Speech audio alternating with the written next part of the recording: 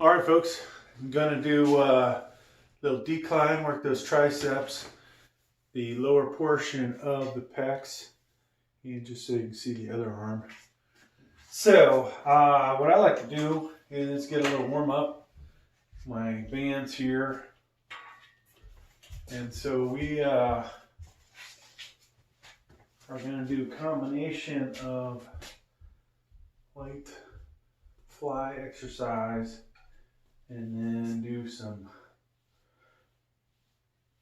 basically pressing exercise after that. Just trying to get the blood flowing. Now I am feeling some definite shoulder pain today, a little worse than normal. So I think we'll go a little lighter than what you've seen in previous videos. How much is light? That's a good question. Also going to go ahead and put my weight belt on so I don't forget about it. You know, when you get to be my age, folks, a lot of shit just starts hurting all the time.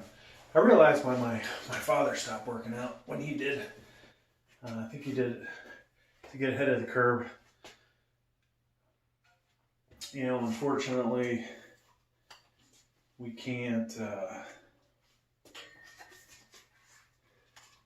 recover as well at an older age. So,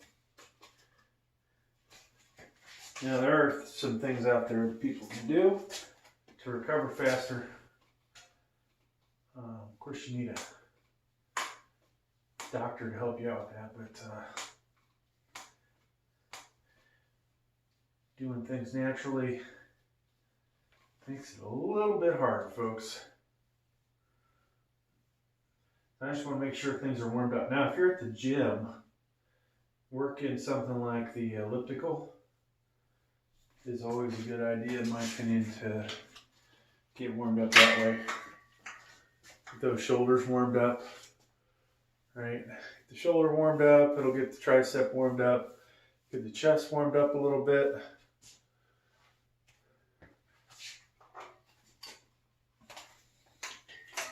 Now you'll also notice I do a lot of warm-up sets. You may or may not need to do this, but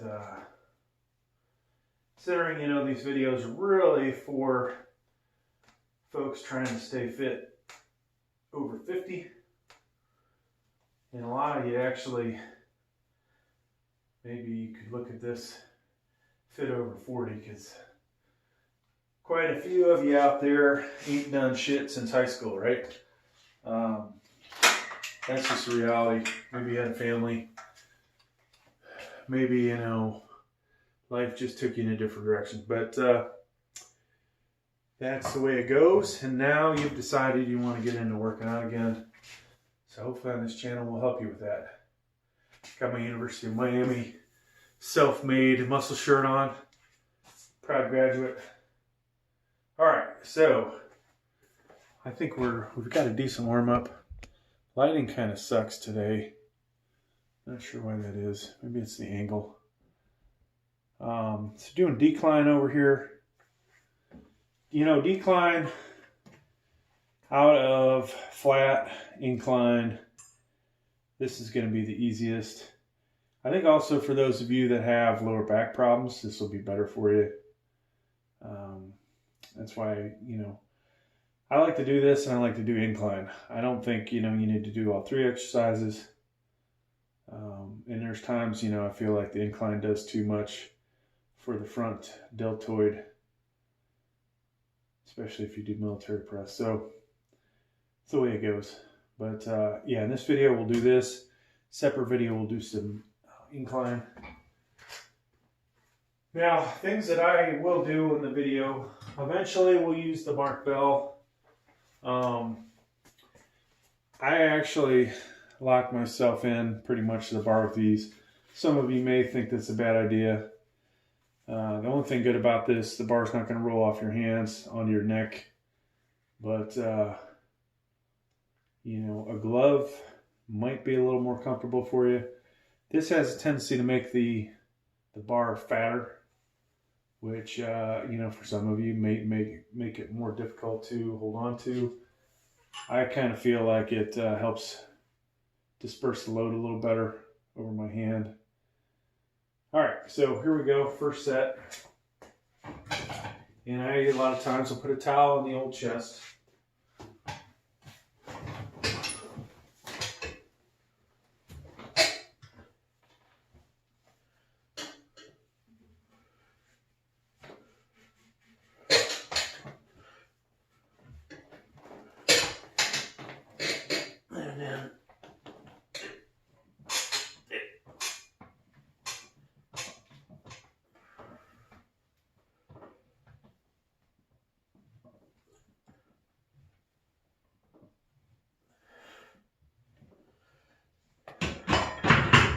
Now, doing our best not to bounce the weight off the chest. Of course, if I was trying to do a rep record, you know, we might just do a little bit of that. Somewhere in this video, I might just throw 225 on there. I haven't done that in a while. See how many reps we can get. With the bench sling, I think my record's 30. Using a slightly lighter bar, which didn't make it 225, I did 35 reps. So, let me see if I can improve the camera angle a little bit. Alright, so we'll try some different camera angles. So from here, folks, I'll put 185 on. And of course, you at home, you'll have to figure out what your initial starting weight is. If you're just getting started, hell, maybe the bar, you may not even be able to do the bar.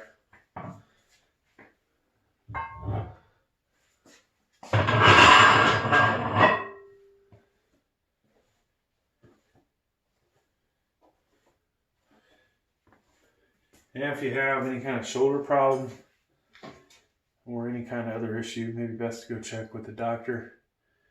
See if you should even start working out. Learn the proper form. I try to provide enough camera angles. Hopefully you guys can see the form I'm using. You know, realistically, as I'm coming down, we're kind of a 45 from here to the body. Flaring all the way out like this can be bad on the shoulders. Though you'll see people like Jay Cutler do bench press like that.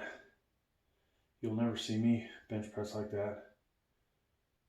Alright, so I think next set, folks.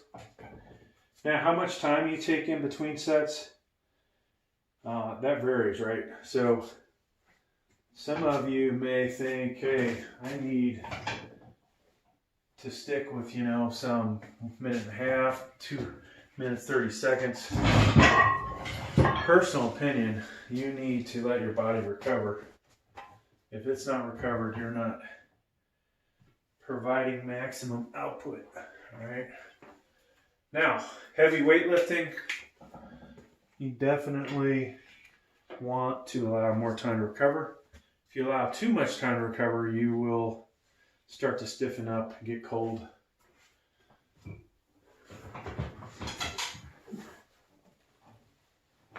So getting as close to, we'll say 100% recovery as you can be, not the easiest thing in the world. There.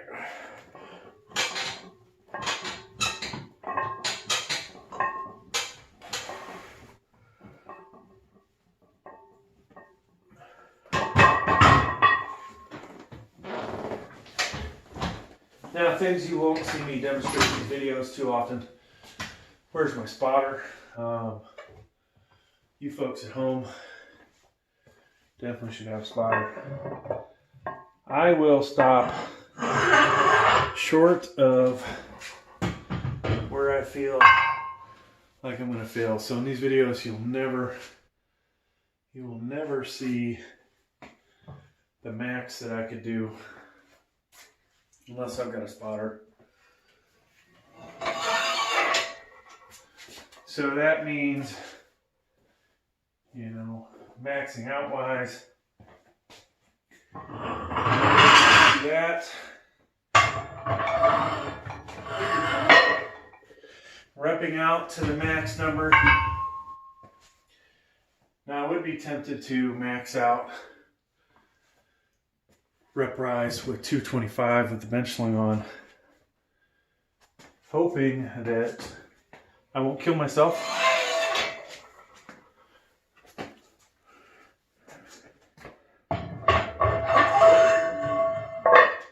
All right, so 225. I think we'll try and move the camera again. Now, folks, one thing I like to do before workout, have some kind of caffeine, whether it's energy drink, Diet Coke, Pepsi, whatever. Is that such a good thing? You know, I think as we get older, I don't know that caffeine is always such a great thing for the heart or the body in general. But, you know, you got to do what you got to do to get you going, right? And if that helps, then that's something to consider. I do know for a longer workout, an energy drink can really make a difference. Are they good for you? I think there's enough scientific studies out there that they're not. Certain energy drinks can be highly addictive. If I go way back to when I was in my 30s, maybe even late 20s, probably late 20s, I used to train in this YMCA in Orlando, downtown one. Every day I would have a Snickers bar and a Red Bull. And when I didn't have those, I was a disaster as far as working out goes. I think the body became dependent on it. And it took me a while to get out of that cycle.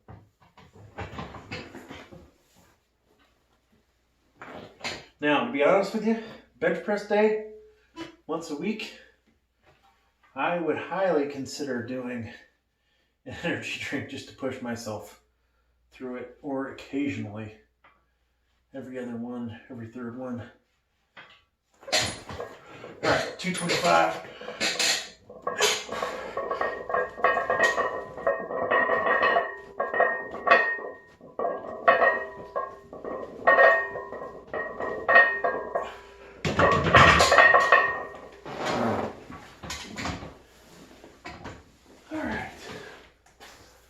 So we're going to switch over to the bench sling, but I'm only, I'm going to go up a gradual 10 pounds due to the pain I'm feeling in my shoulder and my chest.